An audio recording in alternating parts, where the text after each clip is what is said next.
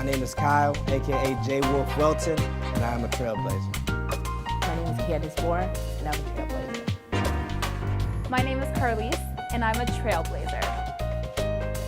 I'm Jomar Mendoza, and I'm a trailblazer. My name is Jamero Six Taylor, and I'm a trailblazer. I'm Rodney Boyd, and I'm a trailblazer. My name is Kimberly Nicole Harris, and like you, I am a trailblazer.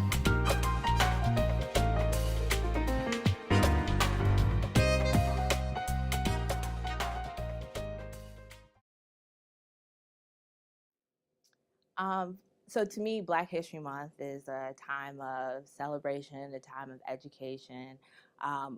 It's not just for African American folks, but it's for everyone. It's an opportunity for us to reflect on the value of African Americans throughout our experience here in America. I believe to me it's more than Black History Month. I take Black history and I take pride in that. When you look at our history, when you look at what we've been through, it means more to me than just 1 month.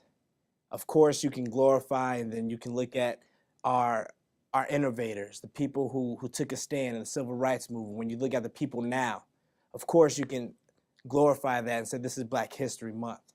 But I take Black history and it means more to me than just 1 month.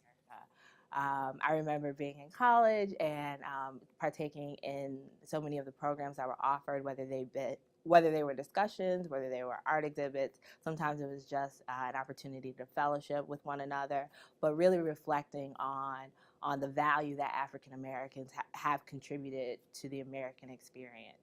So Black History Month is just really a really great time. I enjoy it. It's a celebratory time. It's a time to get some education, but most important, it's a time to just respect those who've come before us. And so this is what I am. I can say I'm Black history. I can say you're Black history. And the reason why is because it's history, something that people look back on. When people look back at our Black people, when people look at the Black people right now, what do they say? Of course, the media can portray it in a negative way.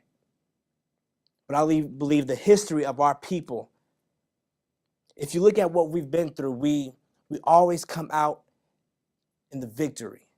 When we were slaves, we kept praying. We pushed through. And look at where we come. Black History Month means a lot to me. I feel like throughout the year, as an African American, and being in the community and being in school, that's just like my run-on sentence. And getting to January, it's almost like those 3 et cetera dots, because right in February, that's our exclamation point.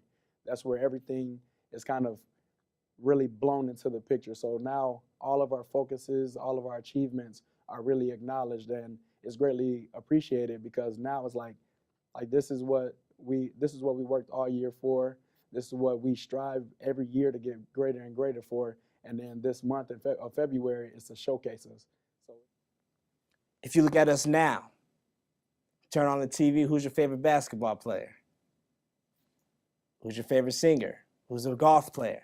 If you bring it all together, Black history is something beautiful.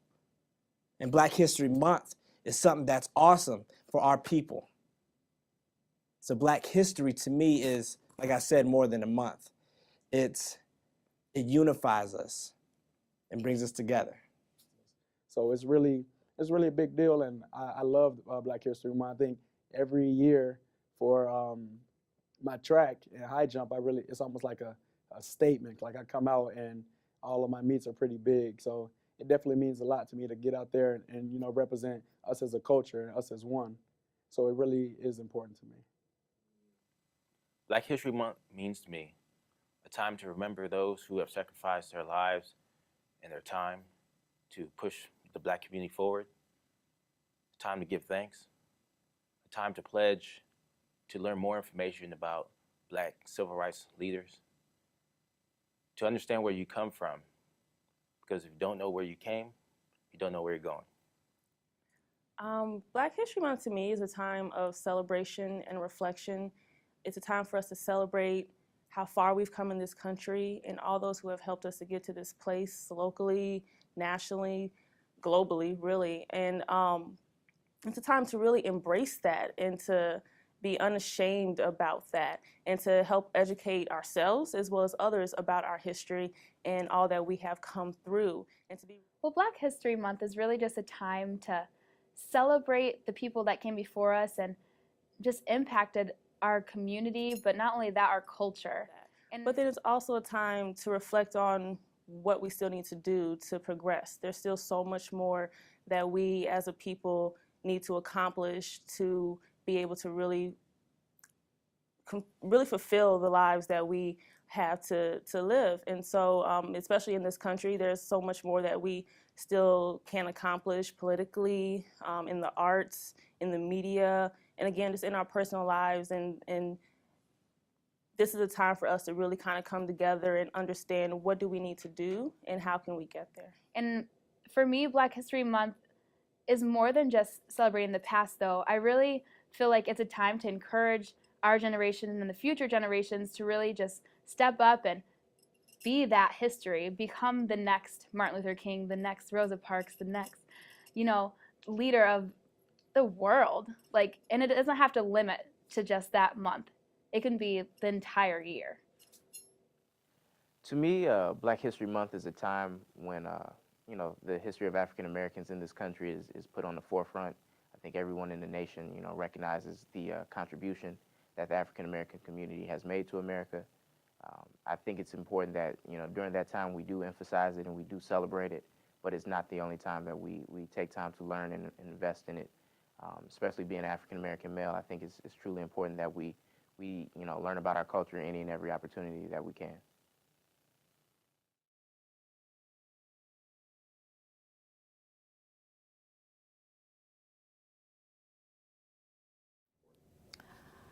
I think education in the Black community is important because education offers an opportunity to African Americans who have been a disadvantaged minority group throughout the American experience.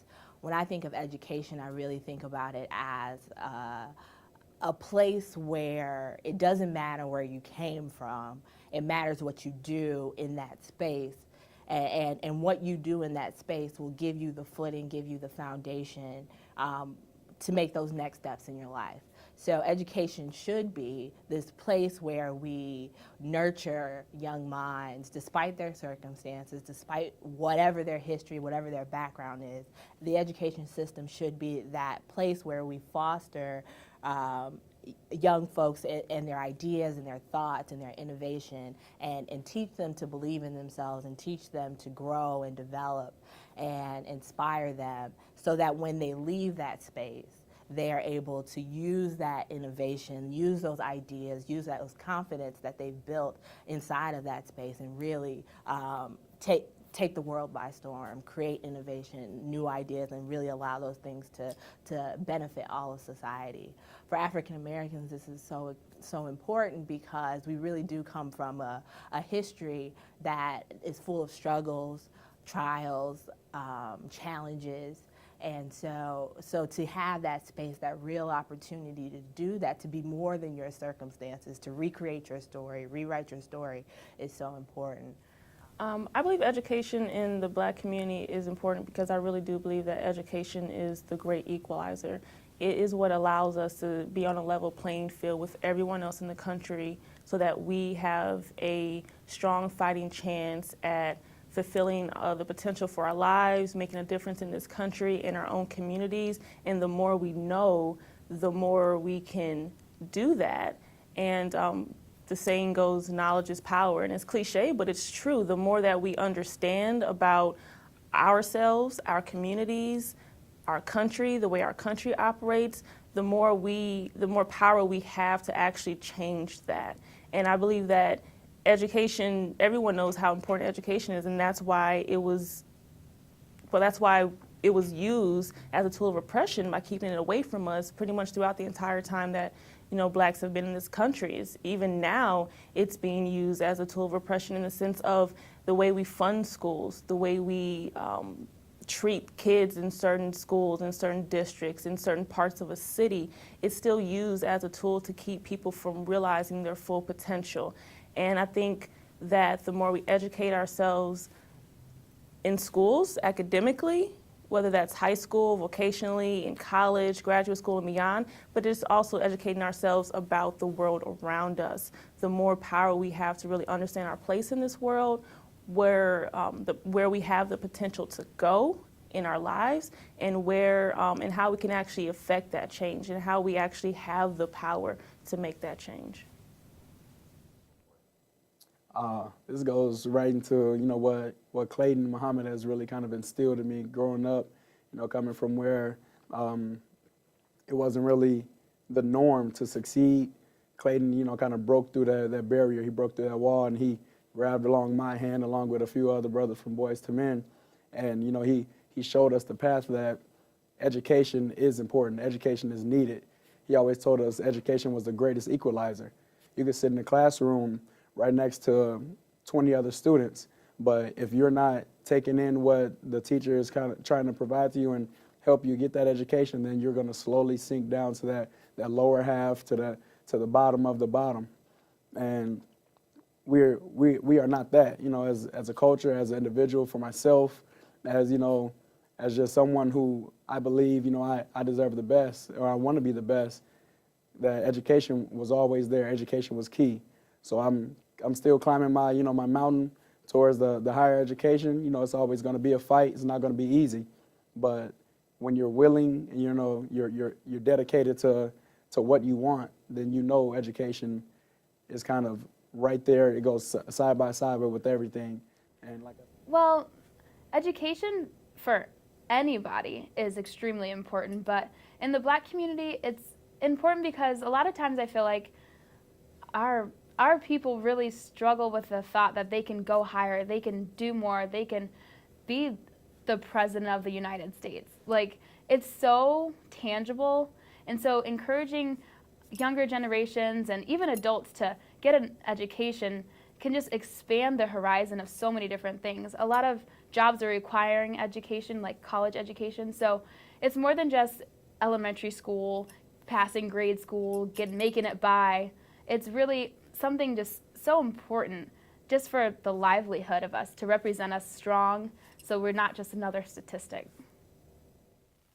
I believe Malcolm X said it the best when he stated that education is the passport to the future, for tomorrow belongs to those who prepare for it today. In my mind, when I hear that quote, I essentially hear that if I want to, have a chance of, impacting the future, or being someone of great relevance in the future, I'm going to have to do it with education. It may not be through the formal education of, college degree or master's degree. It may be simply, educating myself on, who I am as a person, or, doing independent study. But regardless, it's going to take education in order to expand your mind, expand your horizons, and, really discover who you are and the impact that you are here to make in this world.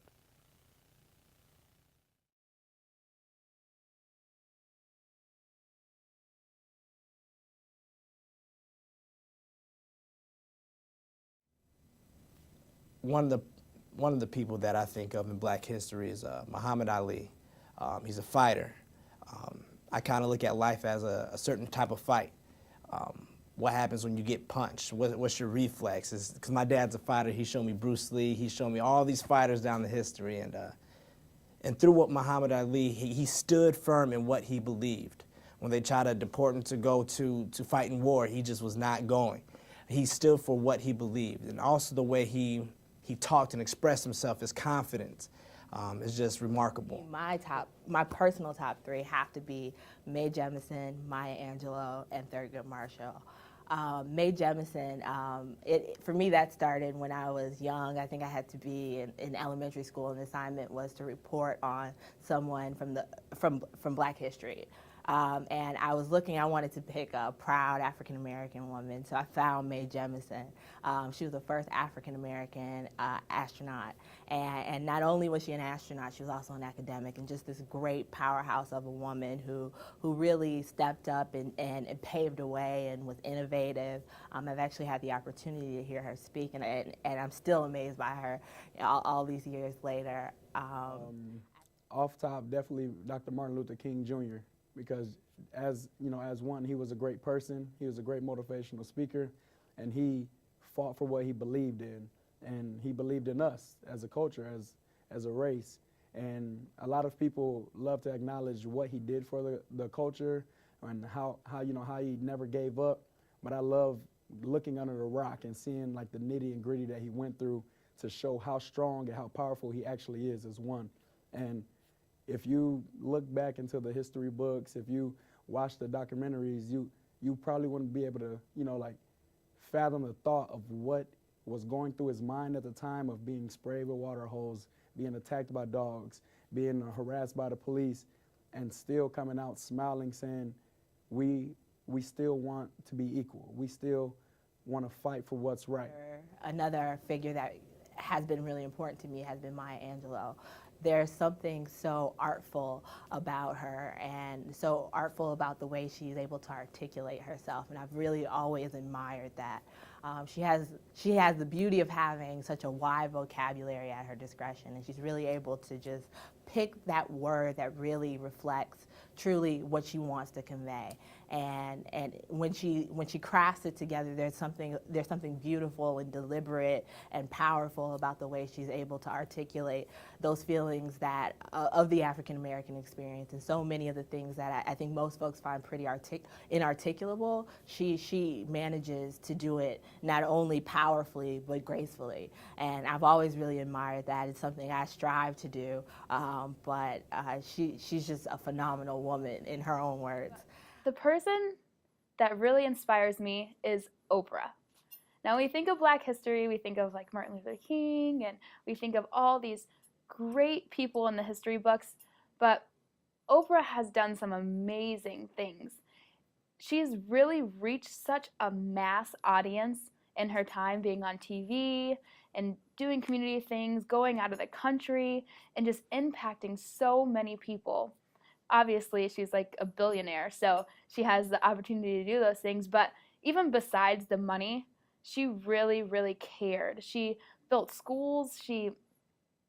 She talked about real things on her show, and she just inspired me to want to just dream big and go for it. And no matter if the TV networks turn you down the first time or the first thing you try gets shut down, she got back up and she made it and she did it.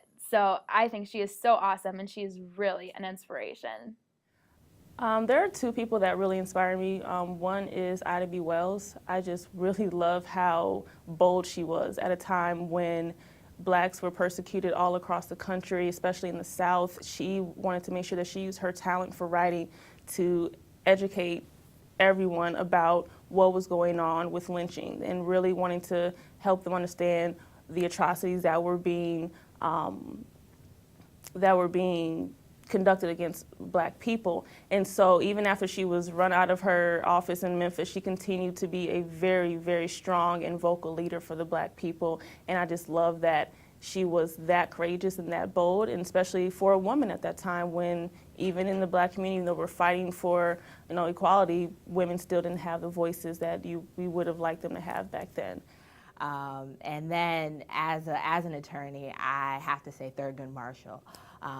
What he was able to do in the legal field is something to truly be admired. Being able to speak up for issues of justice and make not only his voice heard, but the African American experience heard in many of his legal arguments and in opinions that he wrote later on as a judge, is something I look to, something I aspire to. So those have definitely got to be my top three, even though that there are many, many more to choose from. In terms of inspirations, it's my personal philosophy that any and everybody can serve as an inspiration to you for one reason or another. you know, starting with my father, young man who was raised on public aid on the south side of Chicago, who, you know, was determined to provide a better future for his family, and use education as his escape and, you know, his way to making that happen. To someone, you know, like Mr. Clayton Muhammad, who saw a need in his community and definitely, you know, took a stand and made sure he fulfilled that need. You know, Malcolm X, a man who was self-educated, you know, took a chance where, you know, he was in prison and said that this is not going to be the end of my story, but it is merely the beginning. Of course, Dr. Reverend Martin Luther King Jr., who was my inspiration to attend Morehouse College, and the list goes on and on. And another person who really inspires me is Malcolm X. I think that as a leader, he is so inspirational because he was so human. And we tend to idealize our leaders and look at them as though they were perfect in every which way. And if they had any flaws, that would make them less of the great people that they were. And I think Malcolm X showed throughout his life that trying to find the truth is a process. It's an evolution, and he was constantly changing to find the truest truth for him and for what he was fighting for. And I thought that was so beautiful, because as we're trying to live our lives and be true to ourselves, we change, we grow as people, and we learn new things, and we realize that maybe we should think differently about certain people or certain aspects of our lives. And he was open to that in a way that I don't think a lot of people would be open to in general, but especially when you're the face of a movement.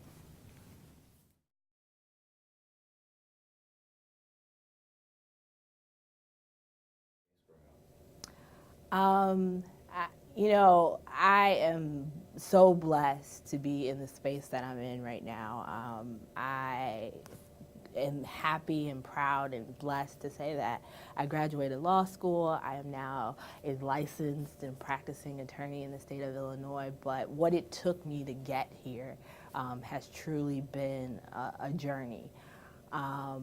I guess the best place, when I sort of think about the challenges that I had in my life, they really dictate why I'm so interested in the education system, why I've chosen the path that I've chosen, and it's really motivated me to get here. I think the best place to start for me in thinking about some of those challenges is probably when I was in high school. My mother was diagnosed with cancer, and it was a struggle because it sort of hit her all of a sudden. My mother was a college-educated woman, yet she was a single parent, and we still struggle with poverty. We still struggle with the welfare system. It was a very real reality for us. It's funny, sometimes when you look back on those situations, you're like, wow, we were pretty poor, but parents have this sort of great way of still making you feel like you're worth $1 million, that you have $1 million, that you don't feel it. And I think sometimes the way we talk about poverty, we sort of talk about folks as if they're hopeless and just sort of in this dark despair, but sometimes those trying situations really bring a family together, and you get a lot of value in your family that can't be bought by money, right? So we definitely grew up in poverty. When I look back on it, when I look at the dollars that were in our pockets, but my mom always made us believe that we could be anything that we wanted to be.